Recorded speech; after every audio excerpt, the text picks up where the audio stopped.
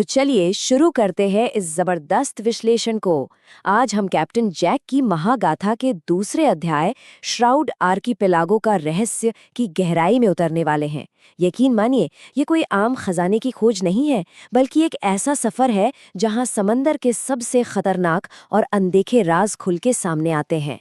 बिना किसी देरी के सीधे कहानी में चलते हैं। कहानी की शुरुआत ही एक बहुत ही ज्यादा तनावपूर्ण स्थिति से होती है। इमेजिन कीजिए, गोल्डन मालन जहाज श्राउड आर्किपेलागो के करीब पहुंच रहा है और अचानक समंदर का नीला पानी गहरे भूरे और स्लेटी रंग में बदल जाता है और फिर एक हद से ज्यादा घना, अंधा कर देने वाला सफेद कोहरा पूरे जहाज को निगल लेता है। सबसे डरावनी बात पता है क्या है? इस कोहरे में आते ही नेविगेशन के सारे उपकरण, यहां तक कि कंपास भी पूरी तरह फेल हो जाता है और ऊपर से उस धुंध के अंदर से अजीब सी भूतिया आवाजें और फुसफुसाहटें आने लगती हैं। किसी के भी रोंगटे खड़े हो जाएं। श्राउड आर्किपेलागो का ये माहौल सच में बहुत खौफनाक है। इसे सिर्फ एक आम कोहरा समझने की भूल बिल्कुल मत कीजिएगा। ये दरअसल एक ऐसा जाल है जिसका आज तक कोई नक्शा बन ही नहीं पाया है। क्यों? क्योंकि जो भी इस धुंध में गया वो कभी लौटकर वापस नहीं आया। ये धुंध जहाज़ों को भटकाती है, उन्हें एक ही जगह गोल गोल घुमाती है और नाविकों के दिमाग के साथ खेलती है। एक तरह से समझ लीजिए कि ये एक ऐसा जायंट चक्रव्यूह है जो बड़े बड़े जहाज़ों को साबुत निगल जाता है। अब यहाँ एक कमाल का कॉन्ट्रास्ट देखने को मिलता है। एक तरफ पूरा क्रू पैनिक में है और दूसरी तरफ कैप्टन जैक का फोकस। जब कंपास टूट जाता है और वो रहस्यमयी आवाजें आने लगती हैं, तो मार्कोस जैसे बहुत ही अनुभवी नाविक भी खौफ से कांपने लगते हैं। उन्हें लगता है कि ये उन नाविकों की आत्माएं हैं जो कभी वहां डूब गए थे। पर वहीं कैप्टन जैक का रिएक्शन बिल्कुल अलग है। वो घबराने के बजाय आराम से अपनी आंखें बंद करते हैं और बस ध्यान से सुनते हैं। वो इन डरावनी आवाजों से डरने के बजाय उन्हीं को एक सोनिक गाइड या साउंड नेविगेटर की तरह इस्तेमाल करते हैं। मतलब जहां सबको मौत दिख रही थी, वहां जैक ने उस खतरे को ही अपना रास्ता बना लिया। ब्रिलियंट है ना?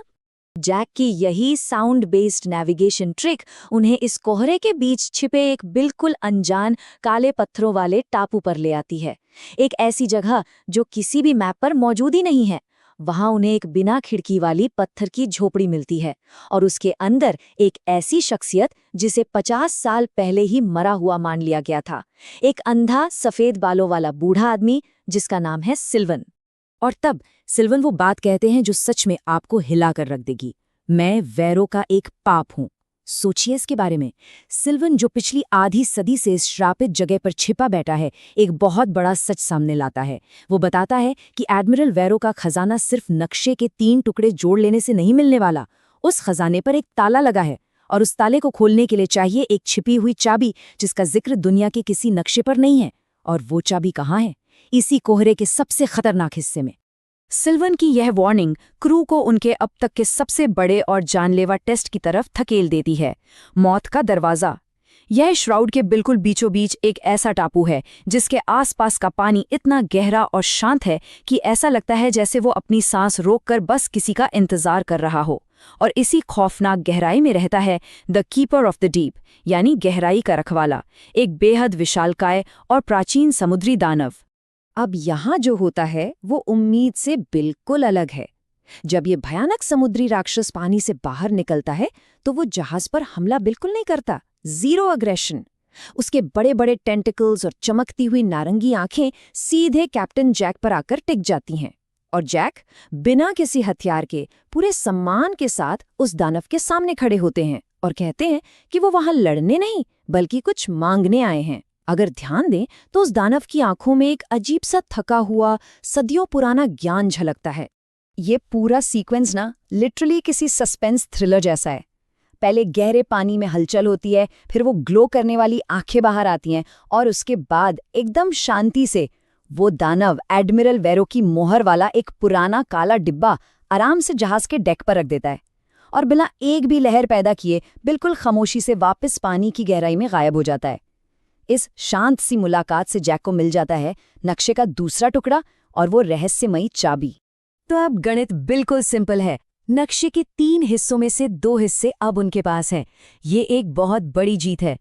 लेकिन श्राउड आर्किपेलागो से बाहर निकलना इतना आसान थोड़ी ना है। जैसे ही कोहरा थोड़ा छटना शुरू होता है, मौत बनकर एक नया खतरा उनके बिल्कुल सामने आकर खड़ा हो जाता है। कोहरे से निकलते ही 2 भारी हथियारों से लैस जहाज घात लगाए उनका इंतजार कर रहे थे, और उन पर लगे लाल झंडे बताते हैं कि ये रेड डगना के जहाज हैं। सिल्वन की चेतावनी बिल्कुल सच निकली। डगना को पहले से पता था कि जैक इसी रास्ते से बाहर आएगा, इसलिए वो अपनी पूरी आर्मी के साथ इंतजार कर रही थी। अब गोल्डन मार्लिन तो एक छोटा जहाज है, वो सीधी टक्कर में इन 2 विशाल जहाजों का मुकाबला कैसे कर पाता। पर यहीं पर कैप्टन जैक अपने मास्टरमाइंड का इस्तेमाल करते हैं, एक कमाल की टैक्टिकल ट्रिक। घबराकर भागने या बेकार में लड़ने के बजाय वो अपने जहाज को वापस उसी जानलेवा कोहरे के अंदर मोड़ देते हैं। अब रेड डगना गुस्से में उनका पीछा करते हुए अंदर घुस जाती है। जैक जानबूझकर उन्हें कोहरे के सबसे गहरे, सबसे भ्रमित करने वाले मेज में ले जाते हैं।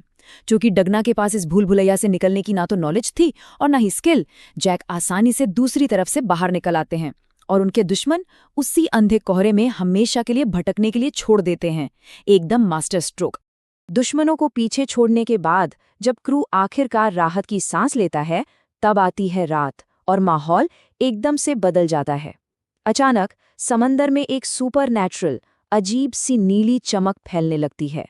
कोई तूफान नहीं, कोई हवा नहीं, बस दूर पानी पर एक पुरानी सी नीली रोशनी।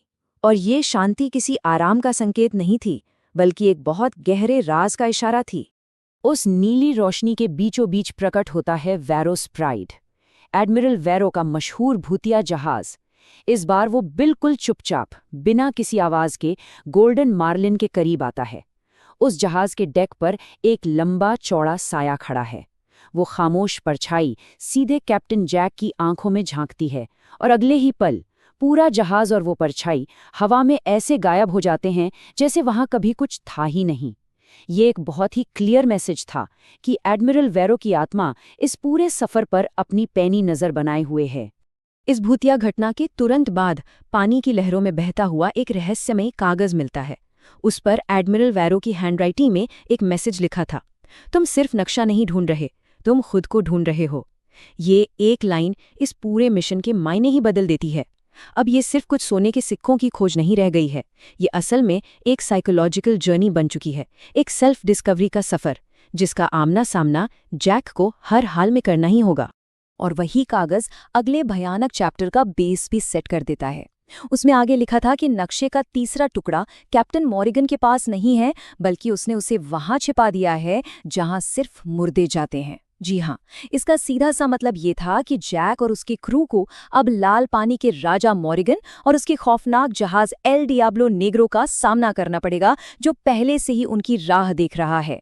तो ये सब हमारे सामने एक बहुत ही बड़ा सवाल सोचने पर मजबूर कर देता है। उस लाल पानी में आखिर ऐसा क्या छिपा है जहां सिर्फ और सिर्फ मुर्दे ही जाते हैं?